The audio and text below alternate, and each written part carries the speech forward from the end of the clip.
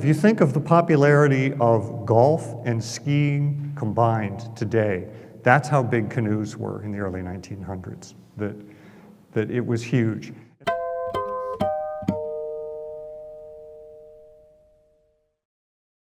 Hi everyone, welcome to the Charles River Museum of Industry and Innovation. My name is Steve Guerrero and I'm the Director of Education here. I'm also the one honored to welcome you into our space. How many people have been to this museum before? How many people, this is your first visit to the museum? We love that! That's awesome, thank you. So you are in the power plant of the old Boston Manufacturing Company, which is Francis Cabot Lowell's first mill. So you are sitting at the site where the Industrial Revolution kicked off around 1814. We're also here because Waltham has been a center of industry since Francis Cabot Lowell's mill opened, and the industrial working class of Waltham is one of the themes that we talk about when we talk about the canoe craze. And so I would love for you to keep thinking about kind of how technology and innovation and the way we work affects the way we live and the way we spend time. But today, I'm very happy to welcome Benson Gray, who is a historian and a canoe aficionado and expert, to talk to us a little bit about some of the items in our collection and the general canoe craze. What better place than the Charles River Museum than to talk about the Charles River and the canoes on it. Benson is coming from Old Town, Maine, and has a long history of work and study and enjoyment with canoes. Benson, welcome. Thank you.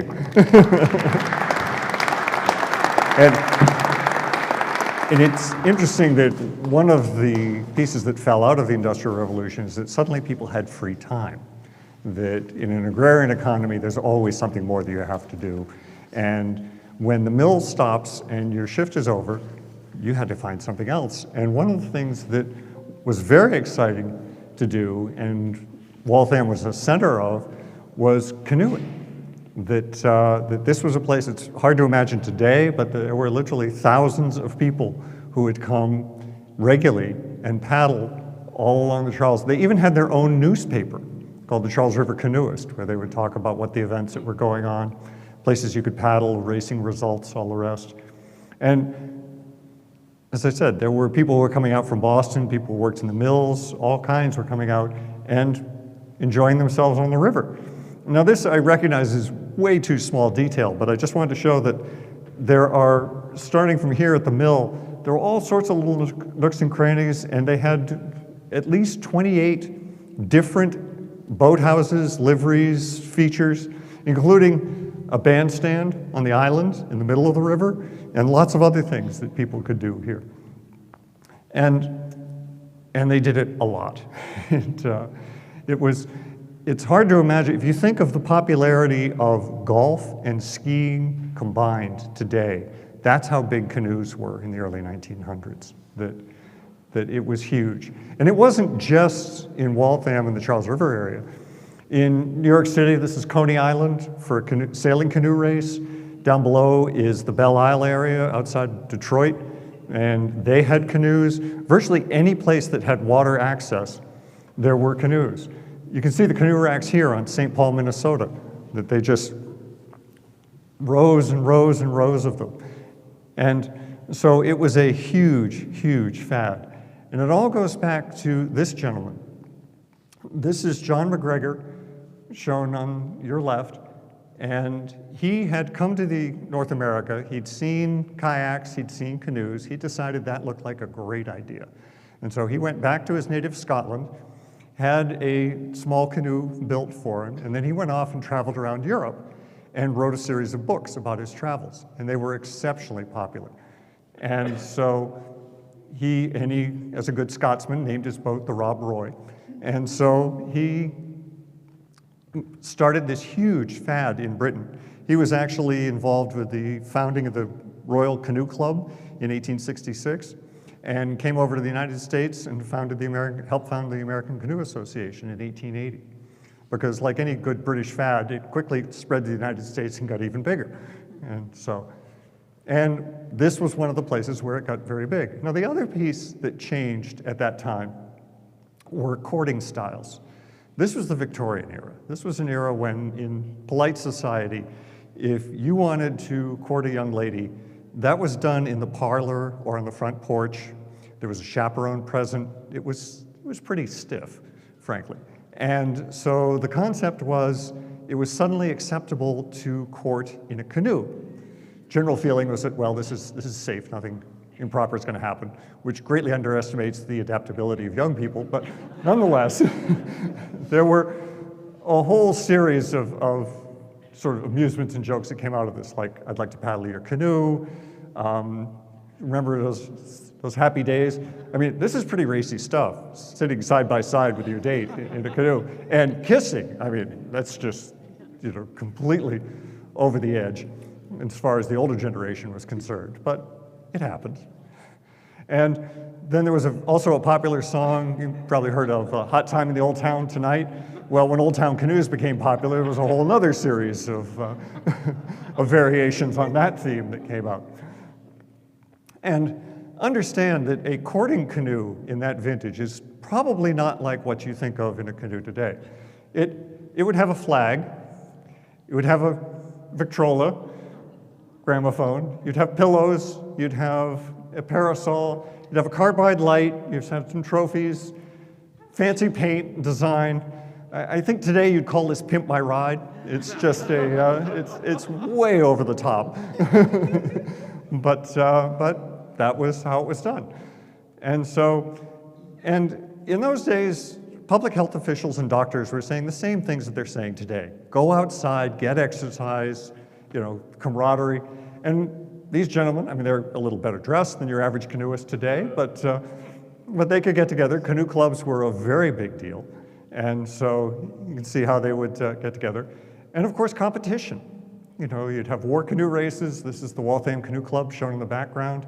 And look at the number of people that would come out for these. This was a huge event. They were lining the rooftops and all along the shore to watch these sorts of things. And then this is Arnold's Boathouse, which was next door. Now, there were canoe liveries, there were canoe manufacturers, there were lots of other entertainment sources, and it was sort of its own little ecosystem that was feeding on each other and supporting each other, and it was huge. It was all up and down the river. If you also had the Waltham Boat and Canoe Club a little further on, and this is the picture of the outside, and the Sanborn insurance maps are kind of interesting, because you see they had finished stock and they had some manufacturing and storage. But it's also interesting that they had, over here on the first floor, half of the area was for the office and showroom. The other half of the area was the ladies' parlor. And then upstairs was all the club room, because this was an era when probably the ladies were not invited to the men's canoe club, and so they had their own space to go. And Waltham also advertised their wares in various shows around. And take a look at the finish on some of these canoes. These were not done in a spray booth. They probably painted them and then varnished over them, but they could do some very high quality work on them. And I'll also draw your attention to the small little model that's in the back. These show up occasionally in the auction market today, and the auctioneers like to call them salesman samples. I think that's a bit of a misnomer. I haven't found any evidence that they were actually used that way. But they were dealer incentives and display pieces and things like that. And a lot of them saw pretty hard use as children's toys. And judging by the ones that show up today, I think the expression is used hard and put away wet. And so they often aren't quite in the pristine condition. And then moving a little further to the Prospect Street Bridge, this is the Nutting Boathouse as it existed in the early days. And unfortunately, this burned in the 60s, and so all you see are the pilings today. There's not quite as much to look at. But this is what the inside looked like. I mean, he was running a huge dance hall. I mean, then the boat side of it was a key piece of the business, but it was frankly pretty small relative to getting all the big name bands of the era in there. And he wasn't the only one. If you go upriver there a little more to Auburndale, you get Norumbega Park. They had a zoo, they had Canoeing, they had their own open-air theater and area for concerts and plays and such. And this was big business. And as you can see, the number of boats that it was said that if you could walk across the Charles on a busy holiday weekend and not get your feet wet just by stepping from one canoe to the other. And if you look at these, you can see that this is a little further on. This is where Route 30 crosses. And this is now a Marriott hotel. And the boathouse is still a canoe and rental place. But I don't think we've seen that many people in canoes on the river in quite a while. And they're pretty fancy canoes by the look of it. And Boston Athletic Association got in the act as well. They weren't just running the Boston Marathon. They had an annual field day for water sports that got people going. And then this is a little further on. This is where the 128 and Mass Pike intersection is today with the railroad bridge. And the railroads and the streetcars actually had a big impact on this because the bread and butter for a streetcar company was commuters. And they were running during the week. And on the weekend, they had a lot of equipment laying around that wasn't making money. And that was always a concern to their people. So they were more than happy to bring people out to Riverside, to other places where they could get some fares on the weekend and send people back and forth. And so these boathouses are gone. On the other side is actually the Partelow boathouse, was one of the earliest builders in that area. They are said to have made the swan boats, the original versions of the swan boats in the public garden, and they did a great variety of things. They sold to John Robertson, who expanded it into this, and he was a big builder and mover and shaker in the canoe business on his own. And you can see the railroad cars up on top of the railroad bridge on the other side. This is showing it from the other side now. He also had a large factory. Now this building still exists. The trees have grown up a bit, so you can't really see it. For a while, it was fairly prominent as you were going into Boston on the Mass Pike just after you crossed over 128. But he made a number of canoes there. And there were many other builders as well. And one of the frustrations for those of us who are interested in canoes is that a lot of the Charles River canoes look alike. And part of the reason is the Willis Wilcox here, featured in the middle, because he started working at Nutting in 1897. He moved to Robertson in 1901 and then to Emerson in 1905. So he didn't change his style, he was building canoes. So frequently, one will come along and you don't see a tag, and it's like, well, it could be a Robertson, it could be an Arnold, it could be somebody else's. So it's a challenge. And then moving even further upriver, you get to the West Roxbury and Dedham area, and that was another streetcar line. So there was, of course, a whole other collection of boat builders. Anderson and Broadbeck were in that area. And the other thing is, if you look at the extended ends on this canoe, and you see these on some of these, that they really would pull the stems out. They were known as a torpedo stem. And the story is that came from the early racing experiences, that when you're racing, you want a longer canoe with a sharper entry. And the builders didn't want to make new forms, because that's a really expensive process. So the story was they would put an extended stem on, you could get the hull shape that you wanted, and you could build the canoe on your regular form. So you notice it also had very long decks. That was another feature, because now your date was a lot closer to you. So all kinds of subtle things here. And then looking just a little further around the corner, there's Mosley's. I understand, unfortunately, they've closed down in the last few years, but they were a holdout for many, many years. And of course, had a huge canoe fleet at one stage. But any sort of fundamental social change, such as the courting changes of this era, doesn't go without some negative response from some people. And that came in August of 1903, when a number of the ministers in the area had been preaching sermons about the wickedness on the Charles and all the horrible things that were going on there and how that really wasn't appropriate. And so the Metropolitan Park Commission, which had jurisdiction over that area, issued some new rules.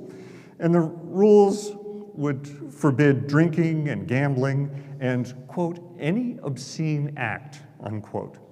Well, that was interpreted to mean that you could not sit beside your date in a canoe, your date could not lie down in the canoe, and you couldn't kiss. And there was even a couple who were married and brought their marriage certificate along to say, hey, you know, this is really okay. Nope, rules is rules, you can't do it. And the newspapers had a field day. They pointed out that there were literally millions of dollars. The fine was $20. And so there were literally millions of dollars in uncollected fines every weekend from what was going on. And it had a huge impact on a lot of the businesses, the canoeing businesses in this area, because everybody suddenly decided that West Roxbury and Dedham was a much better place to go, which was outside of the MPC's jurisdiction, so that you could do it there. And it's also interesting because in 1904, a year after this, Thomas Edison took a video of the Charles River area. And that video has been colorized, and thank you to Glamour Days for adding a little more. So you can get a flavor of how this really looked. And you see they're the flags, and you notice just like speed laws do not necessarily have universal compliance on the highways, there are still some people lying down in a few of these canoes. I didn't see anyone actually kissing, but I might have missed it. So, but this is how it carried on. And you also see a few things. I think this lady might have had too much sun, let's assume. She's definitely not sitting up properly in the canoe. But this is the way it looked. This was taken on the dock at Auburndale, and they had great fun. And you see, they come around again eventually, but they had a lot of people out on the water. It was estimated, I mean, I have the exact numbers, but it was about 700 canoes, I think, in 1901, and by 1903, they thought they were up to 3,500. And I think before they were done, they estimated there were probably 5,000 canoes along this stretch of water. So a lot of people and a lot of boats. But times change and things move on. And so the Old Town Canoe Company catalog cover from 1925 showed some of this. First was the outboard motor had become popular. And so suddenly things were changing pretty fundamentally. A lot of people wanted boats. And as the motors got bigger and more powerful, they had to widen out the sterns, get more buoyancy in the back of the craft. So those were changing. And the other piece was the automobile. And young people had decided that the back seat of an automobile was frankly a whole lot more convenient than going out to a canoe club. And the other piece is that if you think about how canoes were used in this era, they were typically at a canoe club where there were always a couple of dock boys who could help carry a canoe down. Or you went on a camping trip and you hired typically a couple of guides, and the guides were the ones carrying the canoes over the portage. So the sports weren't too concerned about the weight. I mean, it was important, but not critically important. Well, when the automobile came along, now the sports are carrying their own canoes.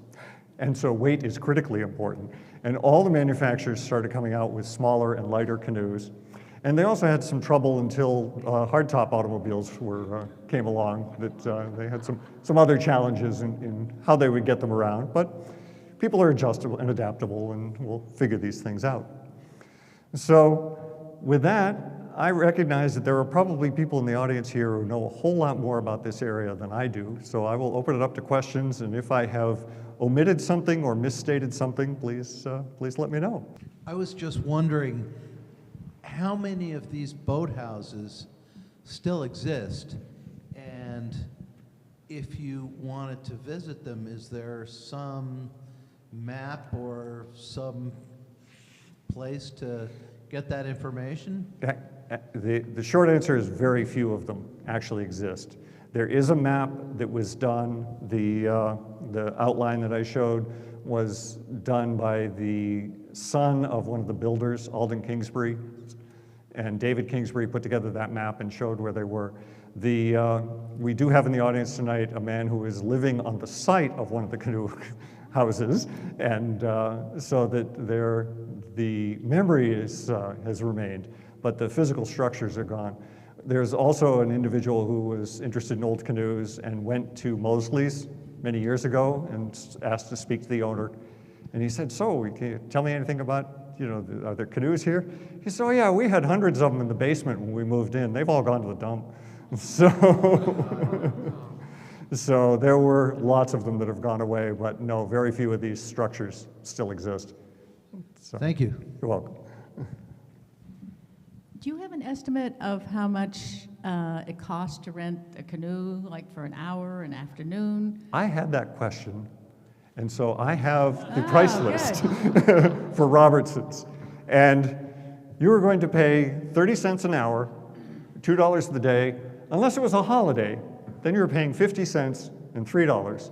If you had your own canoe, you were going to pay $12 for the year, but you could also do it by the month. So you would store your canoe. If at you one of owned the a canoe you would and- store it at the club. You'd store it.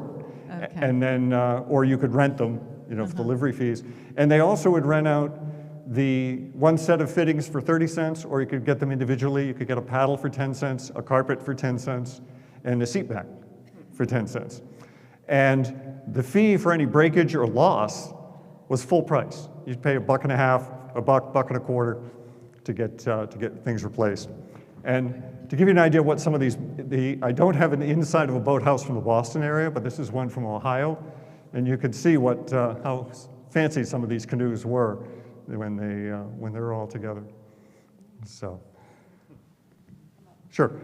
Okay, two different subjects. First, what did the flags represent? And second, can you comment at all about how the building of the Charles River Dam contributed to the level of water and the more accessibility to the river, with the constant height? And maybe if you have any information on the cleanliness of the river, because the Charles hasn't been historically clean. No, trying to remember all of the pieces. Certainly having the dams, and the dams preceded this by quite a margin, was huge because it made nice level area. You could paddle up, you could paddle down. It wasn't really a struggle. The water was certainly cleaner than it is today. They didn't have the milfoil problems. There were different, but I'm sure it wasn't pristine. There was better, but not. One of the other things I've noticed that's interesting is how much of the area has been filled. Turns out the Newton landfill is in an area that used to be an island and is now just a small bay. So it has changed it, but yes, the Charles River has been famous for a long time of being less than pristine. So I suspect it was probably not great then, but certainly better than now. So. Oh, and the flags. Well, this obviously is an American flag. The flags were typically, you notice in the video, were mostly American flags, very patriotic set. They typically would have burgees for each of the canoe clubs, so that it was popular that you would fly the flag of your club. And there are records. The American Canoe Association has maintained records of all the different clubs and all the different flags that they had. And I'm sure there were other, flags there are all kinds of flags that people will have. But the things that I've noticed mostly were just American flags. So when you look for used canoes, you see Old Town, you see Penyan, you see Charleston, anyway. You don't ever see Robertson's, you don't see any of the names that you spoke of. Where are they? Well, they're around, is the short answer. There just aren't as many. The Old Town was certainly the 900-pound gorilla in that industry, and so most of theirs are the ones that you find. The other piece is that in looking at the canoes, there are a few manufacturers that have build records that are available, so we know how many they made. And if you look at how many have shown up, people have asked for them in, let's say, the last 10 years or so, it appears the attrition rate is that only about 2% survive.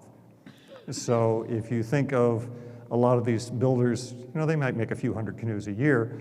There are probably only one or two that you're going to survive. And the other problem is the UFO problem, the unidentified floating object, that A lot of these builders did not put tags on them. I mean, for example, this is a wonderful Arnold canoe, and we know that because it has a tag on the deck. Well, the green one on the back looks identical, was contributed by the same family, is probably an Arnold, but we can't really say for sure. And frankly, it has a lot of the characteristics of, back that I mentioned with the Wilcox problem, people moving from place to place, that there often are not a lot of hard and fast rules that you can apply for how to distinguish one from the other.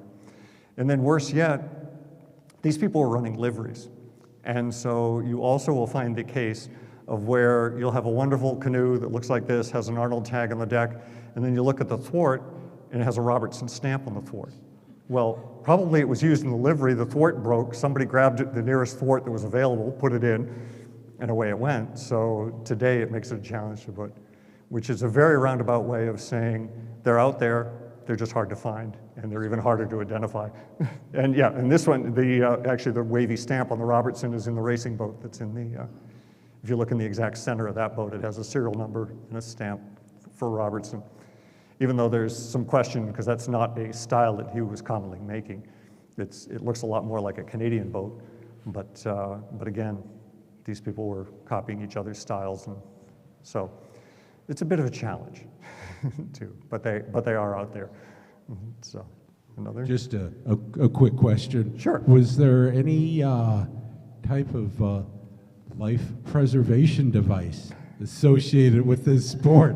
I mean, canoes are a little tippy sometimes. And particularly if you look at how the people were dressed, particularly the ladies, that I think they would have had a real challenge.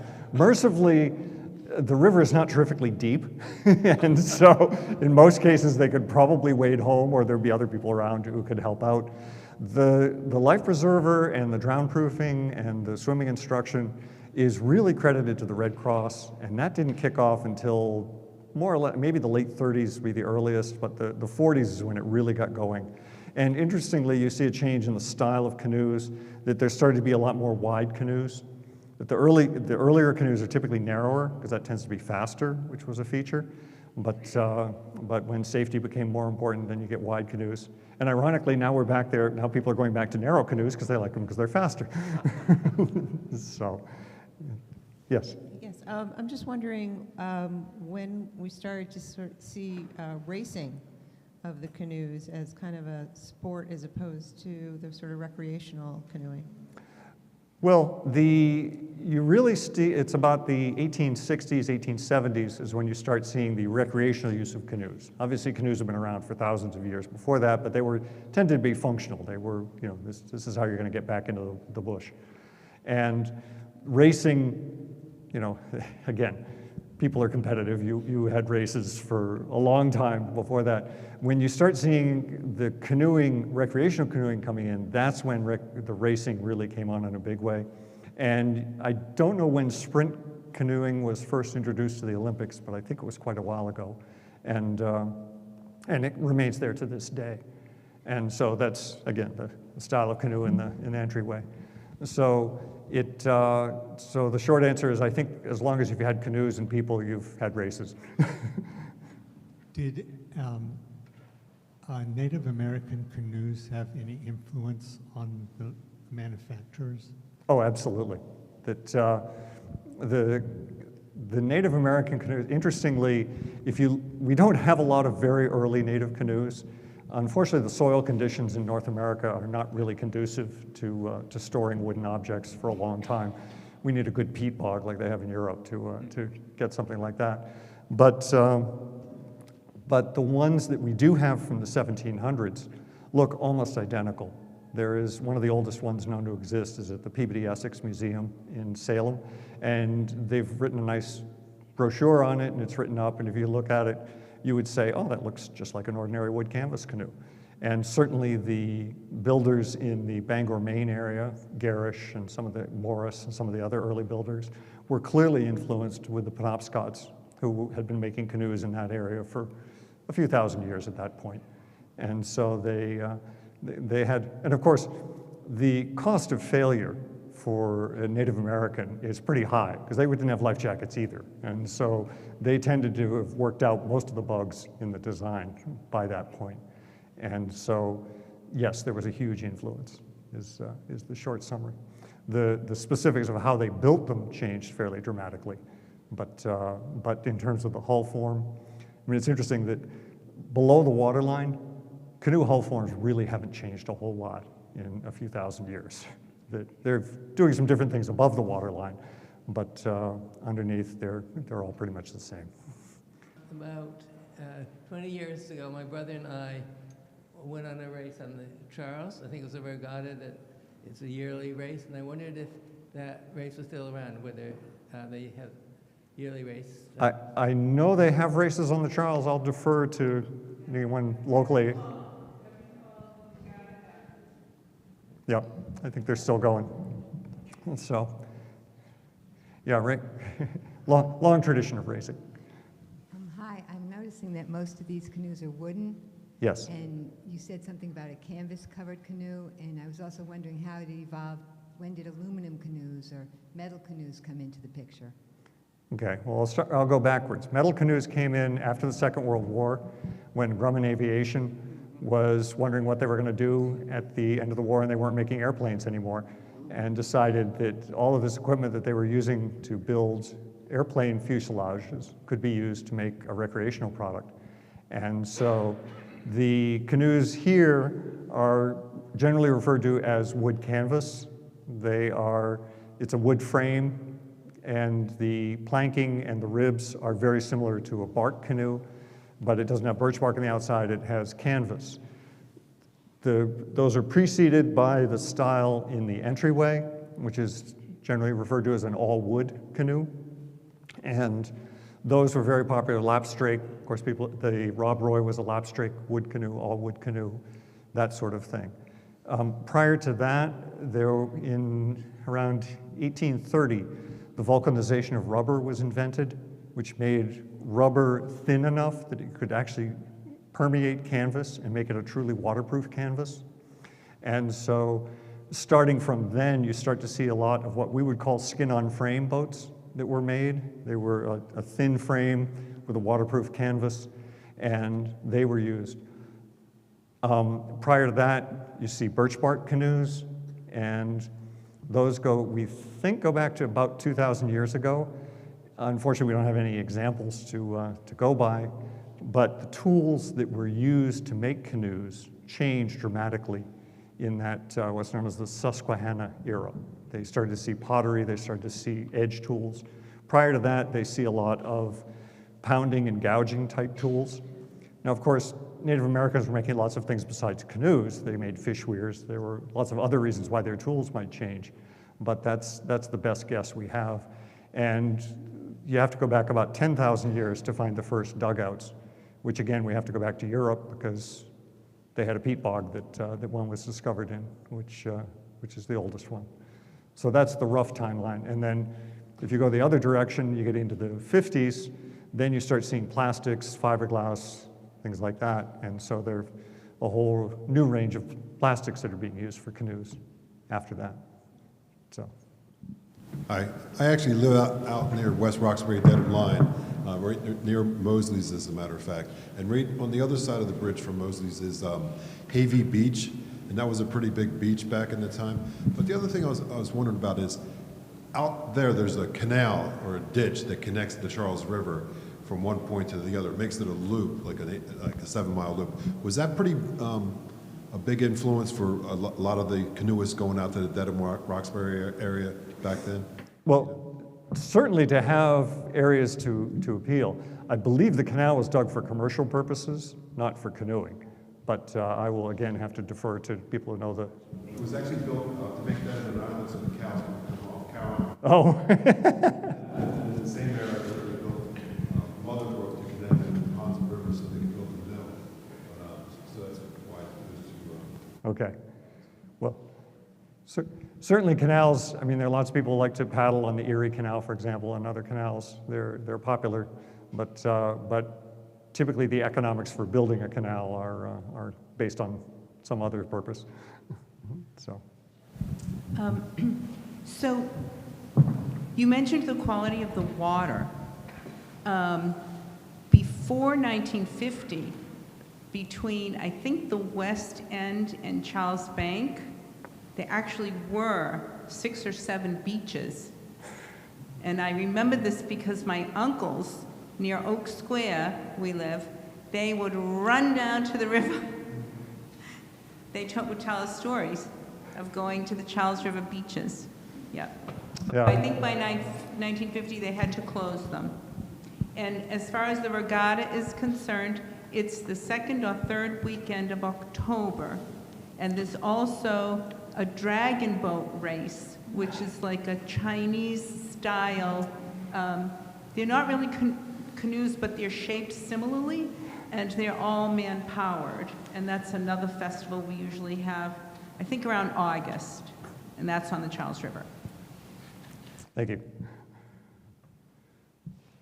Given how big a business this was, it was also a seasonal business. Yes. So I wondered if any of these proprietors of the boathouses tried to have winter activities like skating, and the trolleys would have wanted to bring people out from town, and there'd be even more of a reason for two people to sit next to each other in the cold weather. Good point. I have not read about skating. Certainly the dance halls and the concerts would have continued to want to get people in.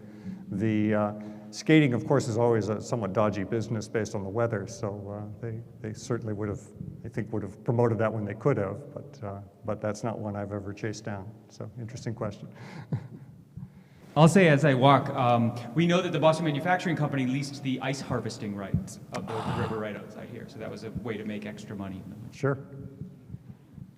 Yeah, ice was a huge business before refrigeration. There was an area in Cambridge called Magazine Beach, and there was never really any beach that I could ever identify as a kid, but, and it was, you know, the river picks up speed around then, but I wondered maybe that was used for canoeing. Maybe that's why it had a name. Well, certainly beaches are an easy place to launch a canoe, although as you saw, they also had some fairly extensive dock works that they would use. But again, I have to defer to people who know the local topography better to answer that one. So. Do we know if there were sailing canoes in this yes. area? Okay, Yes. I didn't see pictures, so. Sailing of canoes was very popular. This was a regatta at Coney Island, and in that era, if you couldn't afford, this predates Sunfish and lasers and all of the other 420s that you're familiar with today. And if you wanted to go sailing and you couldn't afford a yacht, well, anybody could afford a canoe, and you could put a sail on it and you could have fun. So that sailing on canoes was hugely popular. That's actually a whole specialty unto itself.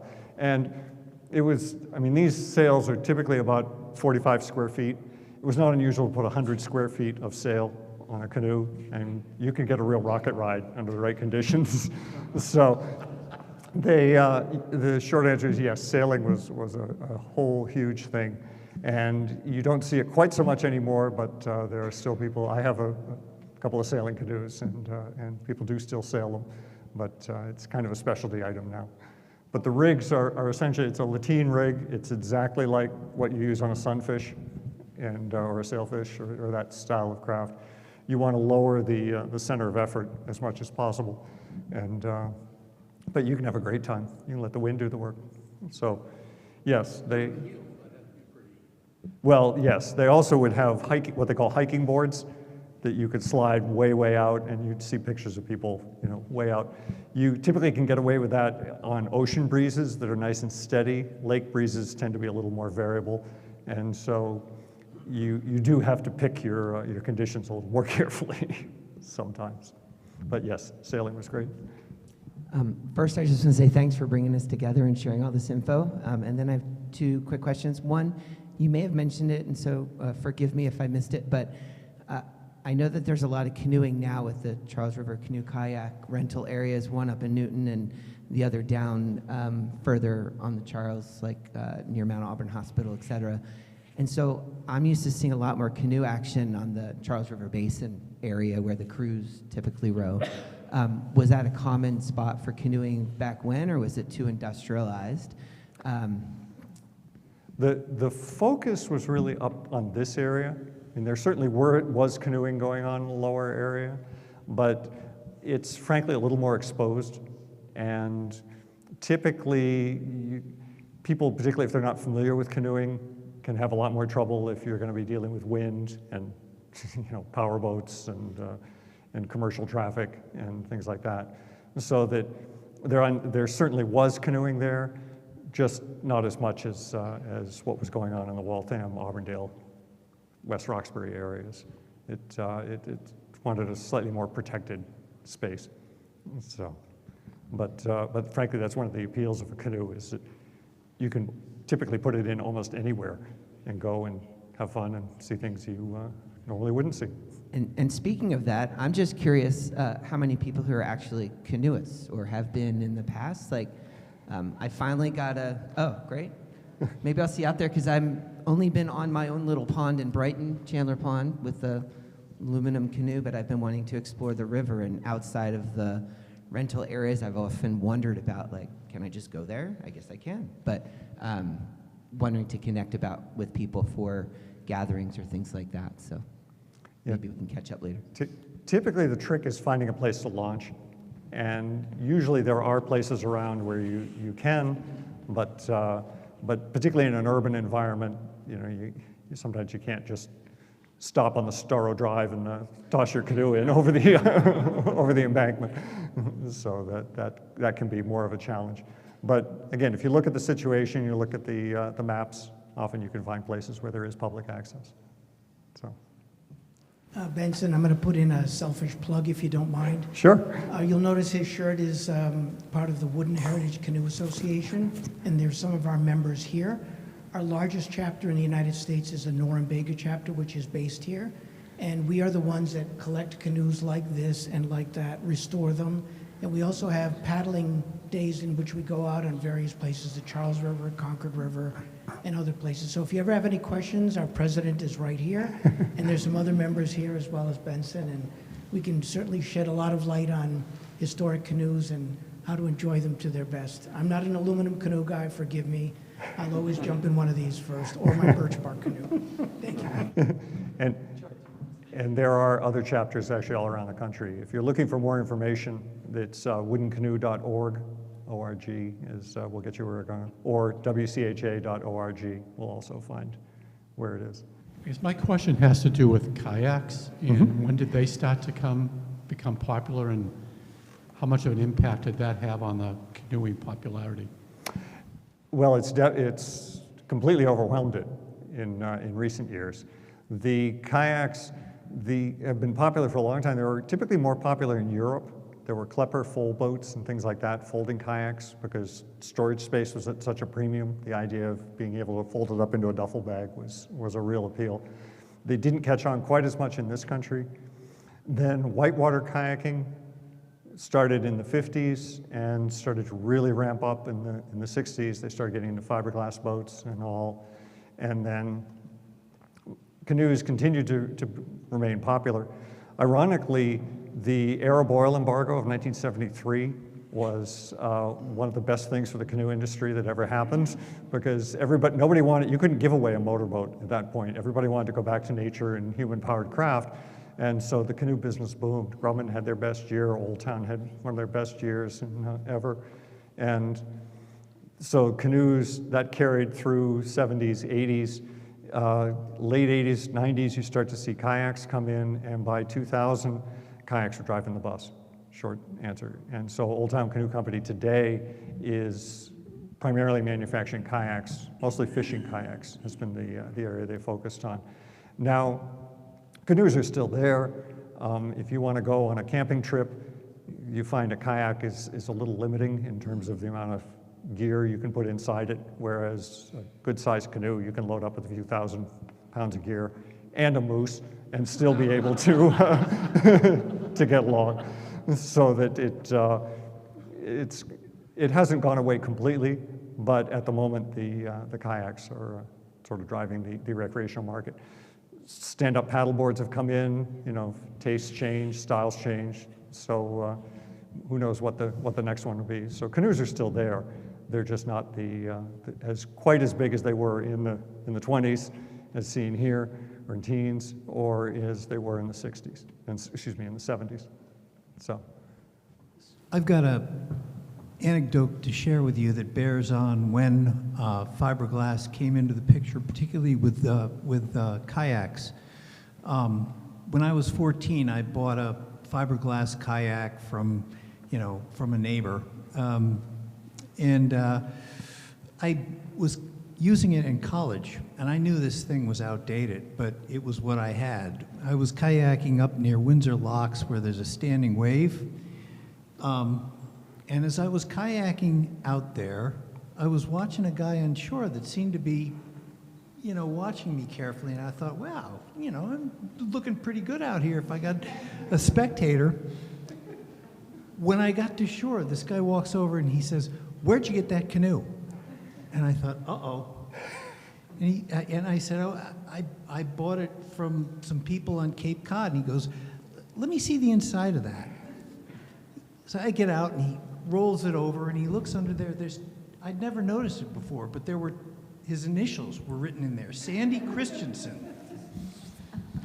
So he had built this boat with a couple of other people, and the backstory is, I think it was, forgive me if I get the exact date wrong, but I think it was the '63 Olympics. The Dartmouth Outing Club was competing against in the Olympics, and the Germans, were just creaming everybody because they had a particularly good design. What Sandy said was, we crowded around this boat and we stole the measurements of it. So we crowded around and we measured it off and got the profile of this thing. We came back and we built the same boat, and the one that he built that I have was the first one that came off that mold. So it was a very, very early, 1963, a very, very early fiberglass kayak.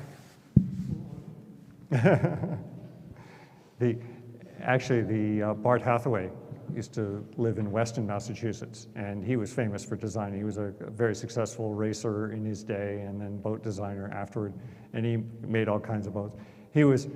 Could be kind of crusty around the edges, and but he was a great designer, and he taught me how to do the Eskimo roll and all the rest. So he's quite a character. One more? Sure.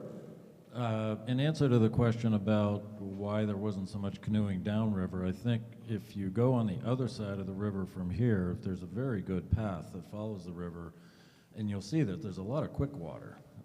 There's a low dam, and then there's some white water. When you get further downstream, you might not know it, but on the Charles River Road, where Martinetti's Liquor is, that whole shopping center up until the 1960s was a huge abattoir complex, slaughterhouses, and it was one of the biggest in the country. And I don't know when the Charles River Dam was built, maybe in the 50s or 60s, and before that it would have been high tide, low tide, and when they dumped all the raw crap in the river, which I'm sure they did, that must have stunk to high heaven. Yeah.